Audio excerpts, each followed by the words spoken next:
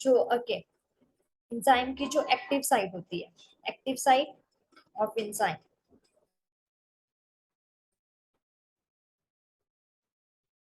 जैसे कि specific portion होता है एंजाइम का, जो लोकेशन होती है where the substrate bind while it undergoes a chemical reaction. अभी ये कोई एंजाइम है, एक्स वाई ज़ेड एंजाइम है, ये उसकी क्या है, एक्टिव साइट है। ठीक है, ये एक्टिव साइट है, यहाँ पे आके सबस्ट्रेट बाइंड कर जाएगा, तो ये सारे का एंजाइम सबस्ट्रेट कॉम्प्लेक्स है जो एक्टिव हो जाएगा। मतलब उसकी एक 3D इमेज बना के रखी हुई है। ठीक है, कुछ सी शेप इस तरह से होता है, कर्व शेप्ड होती है। ठीक है, तो इस चीज को याद रखना जरूरी है कि इंजाइम कहाँ बाइंड कर रही है, उसकी एक्टिव साइट कौन सी है, बिकॉज तभी आपका सबस्ट्रेट वहां जाके बाइंड करेगा तो वो सारे का सारा एक्टिव फॉर्म में आएगा कॉम्प्लेक्स। ठीक,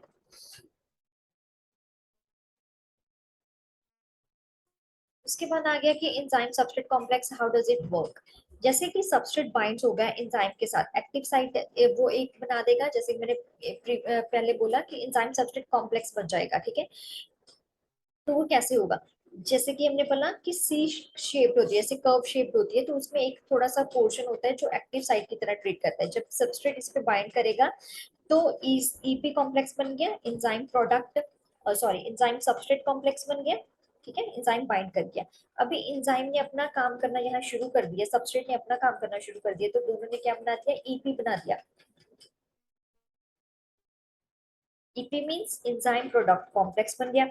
अब प्रोडक्ट बन गया। ठीक है, प्रोडक्ट रिलीज हो जाएगा, एंजाइम अपनी साइड पे फिर से आ जाएगी, ये स्पेस फिर से अब अवेलेबल है नेक्स्ट सबस्ट्रेट बाइंड करने वाले के लिए। तो इस तरह से ये साइकिल पाथ पे चलते रहते हैं।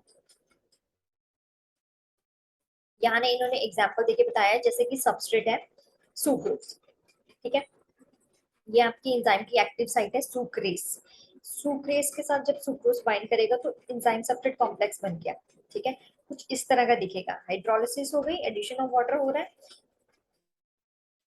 तो यहाँ पे क्या है, यहाँ पे दो प्रोडक्ट्स बन के आए, जो प्रोडक्ट्स थे वो आपका एक ग्लूकोज था, दूसरा फ्रक्टोज था। दोबारा फिर से एंजाइम एक्टिव हो गया, इनएक्टिव हो गया, सबस्ट्रेट आएगा अगेंस्ट ये, it will be gonna active form. Clear, उसके बाद वेरी इंपॉर्टेंट आपका जो इस एंजाइम के चैप्टर का पार्ट है, that is your lock and की मॉडल ऑफ एंजाइम एक्शन आ गया। ठीक है, लॉक एंड की में क्या है कि एक्टिव साइट इज फिक्स्ड, हमें एक्टिव साइट यहाँ पे कोई फ्लेक्सिबिलिटी नहीं है, कोई मतलब एक तरह से ना वो क्या होता है कि जो है यही है, इसके अलावा आपको एडिशनल कुछ नहीं कर सकते। ठीक है, इसका मतलब है कि ये फिक्स्ड साइड होती है इसकी। ठीक है, एक रिजिड शेप होती है। ठीक है, रिजिड शेप मतलब एक स्टिफ्ट होता है एक्टिव साइड। तो सबस्ट्रेट आया जब, तो must fit into the rigid enzyme, उस एंजाइम के जो पोर्शन है कोई फ्लेक्सिबिलिटी नहीं है, इसको इधर ही फिट होना पड़ेगा जो इसकी शेप है। लेट्स से ये एक सबस्ट्रेट था। ठीक है, एंजाइम वैसी ही आपके शेप बनी हुई थी, ये देखिए कोई सी शेप नहीं है, जैसा सबस्ट्रेट है जैसा एंजाइम है वैसे ही सबस्ट्रेट को फिट होना पड़ेगा। तो फाइनली ये कुछ इस तरह से बनके लॉक हो गया। ठीक है, एंड उसके बाद जब प्रोडक्ट रिलीज होगा तो ये फिर से वैसी स्पेस में आ जाएगा, वैसी शेप में आ जाएगा। ठीक है, तो इस तरह के जो होते हैं, ये जो एंजाइम्स होती हैं, ये आपकी बेसिकली आती हैं लॉक एंड की मेथड के थ्रू डिफाइन की गई थी। ओके, नाउ जैसे कि नेक्स्ट आ गया आपका induced fit model of enzyme action. अभी इसमें क्या है कि बहुत सारी एंजाइम्स होती हैं फ्लेक्सिबल, एंजाइम फ्लेक्सिबल होती है, कांस्टेंट चेंज देयर शेप, अपनी शेप अकॉर्डिंग टू सब चेंज कर लेती हैं। जो शेप है active site change to accept and accommodate the substrate. जो कन्फॉर्मेशनल चेंज होती है ना इसमें एंजाइम्स में एक्टिव साइट की, वो अलाउ होती है सबस्ट्रेट के साथ। इसे अगर कंफर्मेशन चेंज चाहिए होगा ना, ये थोड़ा सा मोल्ड हो जाएगी। ठीक है, जैसे कि सबस्ट्रेट है वैसी बन जाएगी। तो when some enzymes has the capability to mold their shapes according to the substrate and they have the flexibility। ठीक है, इसकी प्रॉपर्टी होती है जो फ्लेक्सिबल प्रॉपर्टी होती है, वैसे एंजाइम सबस्ट्रेट जो कॉम्प्लेक्स होते हैं वो इंड्यूस फिट मॉडल में आते हैं एंजाइम एक्शन के। ठीक है, उसके बाद आ गया कि एंजाइम की स्पेसिफिसिटी कैसे डिसाइड होती है। बेसिकली एब्सोल्यूट स्पेसिफिसिटी जो होती है एंजाइम की, वो हमें एंजाइम को पता है कि एक सब्सट्रेट के साथ एक ही प्रोडक्ट बनेगा, ठीक है। कुछ एंजाइम्स ऐसे होते हैं कि सभी, वैसे तो सभी एंजाइम से बहुत ज्यादा रिस्ट्रिक्टिव होती हैं कि ये कॉम्प्लेक्स अगर बाइंड करेगा तो हम यही प्रोडक्ट बनाएंगे, जैसे कैटालाइसिस है, ठीक है। एब्सोल्युटली स्पेसिफिक फॉर किसके लिए है, वो हाइड्रोजन पेरोक्साइड के लिए। यूरिएस है, ये कैटालाइज करती है ओनली हाइड्रोलिसिस ऑफ यूरिया को। सो इस तरह के एंजाइम की जो एब्सोल्यूट स्पेसिफिसिटी होती है सभी एंजाइम्स की होती है। सो नेक्स्ट आ गया आपका ग्रुप स्पेसिफिसिटी की वजह कैसे कैसे डिसाइड करते हैं। जो एंजाइम्स हैं ये act on the similar substrate, ठीक है। जो एंजाइम्स हैं जो सिमिलर सबस्ट्रेट आएंगे उसके साथ बाइंड करेंगे, उसकी फंक्शनल को फिर वो ग्रुप में सिर्फ उसी की फंक्शनल को एक्टिवेट करेगी जो उसके लिए सूटेबल है, उसकी सबस्ट्रेट साइट पे आके जो बाइंड कर सकते हैं, जो उसको एक्टिव कर सकते हैं, सिर्फ वही एंजाइम्स आएंगी। ग्रुप एंजाइम में भी उसे रिजेक्ट कर देगी जो उसके सिमिलर, उसके कंपैटिबल एंजाइम्स नहीं है। फॉर एग्जाम्पल कार्बोक्सी पेप्टाइडेस है, जैसे कि यहाँ पे कार्बोक्सिल ग्रुप भी है, मतलब प्रोटीन को ब्रेक डाउन करने वाला, पेप्टाइड चेन को ब्रेक करने वाली है। तो अमीनो एसिड्स में ये चीज होती है। यहाँ पे amino acids and basically one at the time of the carboxyl end of the peptide chain, ये सिर्फ पेप्टाइड चेन पे ही काम करेगा। हेक्सोकाइनेस है, ये फॉस्फेट ग्रुप ऐड ऑन करेगा हेक्सोस एंजाइम के लिए, ठीक है। सो हर एक, चाहे वो ग्रुप में एंजाइम है चाहे वो सिंगल एंजाइम है, जो एंजाइम की एक्टिविटी विद सबस्ट्रेट है वो एक स्पेसिफिक है, वो डिसाइडेड है कि जो रिस्ट्रिक्टेड है एंजाइम्स वो वहां से फिल्टर होती जाएंगी। तीसरी स्पेसिफिसिटी हम डिसाइड करते हैं लिंकेज स्पेसिफिसिटी के साथ। लिंकेज स्पेसिफिसिटी जैसे कि कोई लॉन्ग चेन है, कोई केमिकल बहुत स्ट्रॉन्ग बॉन्ड है, जैसे फॉस्फेटेस है, काइमोट्रिप्सिन है, ठीक है। फॉस्फेटेस एंजाइम की प्रॉपर्टी है कि ये हाइड्रोलाइज करेगा फॉस्फेट ईस्टर बॉन्ड को। जितने भी फॉस्फेट ईस्टर बॉन्ड है वो इस एंजाइम्स ने आके ब्रेक डाउन कर देने हैं। उसके बाद जो सेकंड है काइमोट्रिप्सिन, उसने हाइड्रोलिसिस करवानी है किसकी, पेप्टाइड बॉन्ड्स की, जो बॉन्ड्स की लिंकेज है उसको ब्रेक करवाना है। तो स्पेसिफिक एक एंजाइम एक स्पेसिफिक बायोमोलिक्यूल मॉलिक्यूल पर ही अटैक करेगी और उसे एज अ फंक्शनिंग उसकी स्पीड अप करेगी, उसकी रिएक्शंस को कैटालाइज करेगी।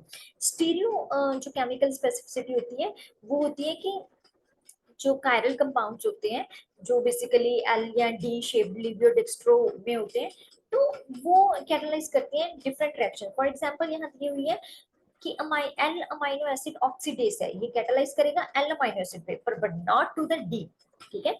जो एल एंजाइम की स्पेसिफिसिटी है वो सिर्फ एल पे काम करेगी, लिवो पे करेगी, डिस्ट्रो पे नहीं कर सकती। उसके बाद आ गया आपका कि कौन से जो फैक्टर्स हैं वो इफेक्ट कर सकते हैं एंजाइम की एक्टिविटी को। फॉर एग्जांपल जैसे कि हमने बोला कि अगर हाई फीवर था, ठीक है, टेम्परेचर बढ़ेगा बॉडी का, तो एंजाइम्स वहां पे डिस्टर्ब हो जाएंगी, जिससे आपका मेटाबॉलिक पाथवे आपको डिस्टर्ब कर देगा। In the same way pH, ठीक है, अगर बॉडी में पीएच ऊपर नीचे हो रहा है या एंजाइम्स का पीएच ऊपर नीचे हो रहा है, then also it effect your enzyme entire enzyme activity.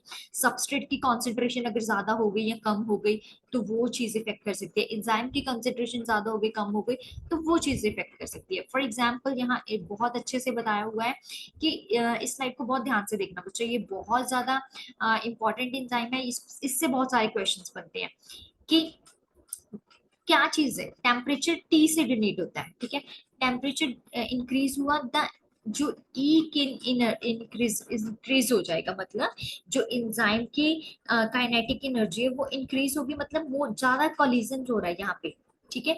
Reaction rate इस तरफ, टेम्परेचर इस तरफ, यहाँ से अगर आप टेम्परेचर इंक्रीज कर दोगे तो सडनली क्या है, कोलिजन हो गया, increase number of enzyme substrate बनने शुरू हो गए, बहुत ज्यादा बनने शुरू हो गए, जिससे क्या है कि रेट ऑफ रिएक्शन भी बढ़ेगा। अभी ऑप्टिमम टेम्परेचर है जो T in which the enzyme exhibits the maximum activity, ये ऑप्टिमम एक पीक टेम्परेचर है, एक फिक्स टेम्परेचर है, लेट्स से 100 डिग्री सेल्सियस है, ठीक है। तो वहां पे ऑप्टिमम टेम्परेचर पे इन ह्यूमन एंजाइम्स का बेसिकली 37 है, 37 है 98 डिग्री फ़ारेनहाइट। तो 37 डिग्री सेल्सियस पे एंजाइम का ऑप्टिमम टेम्परेचर देखा जाएगा कि यहाँ पे क्या एक्टिविटी है, यहाँ पे कौन से सबस्ट्रेट कॉम्प्लेक्स बन रहे हैं, यहाँ पे इसके बाद तो एंजाइम ने खत्म होना शुरू हो जाना है ना, यहाँ पे जो बन गया वही प्रोडक्ट बनेगा। जैसे ही ये टी इंक्रीज होगा, बियॉन्ड चला गया टी ऑप्ट के, ठीक है, ऑप्टिकल टेम्परेचर के बियॉन्ड चला गया, इसका मतलब एंजाइम का टर्शरी स्ट्रक्चर में चेंजेस, इनएक्टिविटी होने लग जाएगी, डीनेचुरेशन होने लग जाएगी, ठीक है, एंजाइम यहाँ पे खत्म एंड आपको फीवर या कोई और बॉडी में इन्फेक्शन स्टार्ट, ठीक है। तो इस तरह से ये बहुत इंपॉर्टेंट चीज है आपको एंजाइम्स को कंट्रोल रखना। Next, how the pH effects, जैसे कि हर एक एंजाइम का एक अपना पीएच होता है। मोस्ट एक्टिवली जो इसकी रेंज है बहुत जो डिफरेंट है, प्रोटीन्स की अलग है, अमीनो एसिड्स की प्रॉपरली मेंटेन रहती है। तो वैसे भी जो स्मॉल चेंजेस आती रहती है लो हाई पीएच, वो क्या करती है, एंजाइम की डीनेचुरेशन और लॉस ऑफ फंक्शनिंग के लिए रिस्पॉन्सिबल होती है। ठीक है, जो एंजाइम्स का पीएच है वो रेंज 7 to 7.5 रहता है। फॉर एग्जाम्पल, मतलब जो ऑप्टिकल यहाँ पे 7 to 7.5 भी हो गया ना, तो एंजाइम ने अपना काम खत्म है। अदरवाइज जो स्पेसिफिक एंजाइम का जो पीएच है वो 2, ठीक है, 5, 8, यहाँ तक भी 8 भी होता है। ऑप्टिमम टेम्परेचर तो 8 भी जाएगा। जैसे कि स्टमक में अलग पीएच है, ठीक है, इंटेस्टाइन में, लिवर में अलग पीएच होता है। तो डाइजेस्ट, जहाँ पे यहाँ पे एक एग्जांपल दिया होगा कि पैप्सिन इन स्टमक में क्या है कि पीएच ऑफ 2.0 है, ऑप्टिमम जो पीएच है। पेप्सिन का जो है वो 8 है,